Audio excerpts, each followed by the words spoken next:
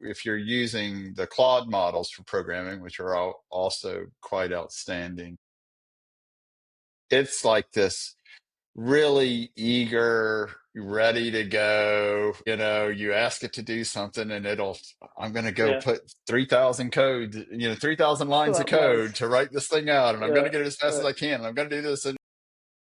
Whereas I think ChatGPT-5 is a little more, I find it's more like the grizzled senior developer. You know what I mean? It wants to, it's going to develop a really smart approach for what you ask it to do. Now, if you're not clear enough on what you ask it to do, you might run into problems, but it's usually going to deploy a really smart way. It's going to be That's pretty cool. tight in how it's approaching it. It won't, and it isn't going to tell you as much about everything that it did and everything. It's just going to kind of get the job done. And, so that's why I've actually switched a That's little cool. between those two models, but I actually find it has solved some really good problems that Claude struggled with. And I think on the front end side, if you're designing like UI interfaces, it has pretty good taste, if that makes sense, right? Like it Yeah, Yeah. that's some designs of Yeah. pretty that Yeah. good awareness that I interfaces. was talking about. Yeah. Yeah.